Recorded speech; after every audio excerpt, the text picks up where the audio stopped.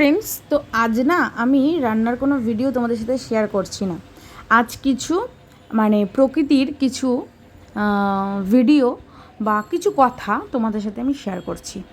তো তোমরা আমার এই ক্যামেরাটাতে আমার ফোনটাতে ভালোভাবে একটু লক্ষ্য করো, যাদের চোখের প্রখরটা খুব দৃঢ়, দৃঢ় বলতে খুব কী বলবো ওটা, দৃষ্টিটা খুব প্রখর প্রখর যাকে বলে, খুব প্রখর, তারাই কিন্তু এটা বুঝতে পারবে আমি কি দেখাচ্ছি বা কি দেখানোর চেষ্টা করছি তোমাদের।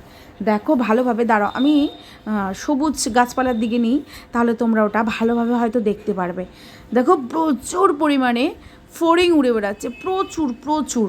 হয়তো আমার এই ছোট্ট ক্যামেরার মধ্যে হয়তো আমি সবটাকে বন্দি করতে পারিনি, কিন্তু আমার চারিদিকে আমি ক্যামেরাটাকে ঘুরিয়েছি জাস্ট এই ভিডিওটা আমি তুলবো বলে।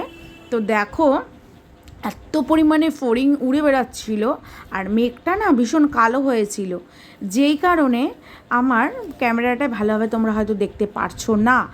এবার দেখো ফলো করতে পারছো, একটা ঘুড়ি কিন্তু ভালোভাবে উড়তে পারছে না ওদের জ্বালায়।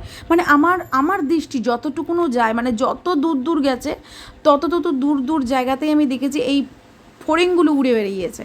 হলুদ কালারের পাখনা দুটো ফড়িং, ভীষণ অত্যাধিক ফড়িং, দেখো কীরকম উড়ে বেরোচ্ছে, গিজ গিজ করছিল। এরা উড়লে আমি শুনেছি, এটা আমার যদিও শোনা কথা, আমার মা শাশুড়ি মা বলতেন যে অত্যাধিক ফড়িং উড়লে নাকি দুর্যোগের আভাস পাওয়া যায়। দুর্যোগটা কি, সেটা হলো বৃষ্টি হওয়ার পূর্বাভাস। তো সত্যি সত্যি আমি ওনার কথা যে হেলায় ফেলায় ছেড়ে দিই যে তা না, কিছু কিছু কথা কিন্তু খুব মিল পায়। আগেকারের মানুষ তো কিছু কিছু কথার কিন্তু খুব মিল হয় আমার সাথে। দেখো এইবার দেখো, আশা করি তোমরা ভালোভাবে দেখতে পেরেছো। চেষ্টা করেছি তোমাদেরকে দেখানোর জন্য ফড়িংটা।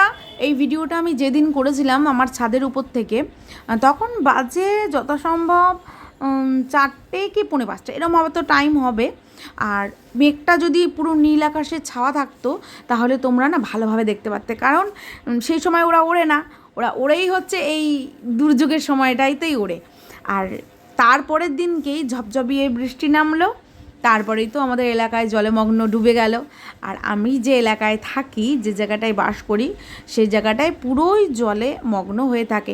মনে করো যে 1 থেকে 1.5 ঘন্টা বৃষ্টি হয়ে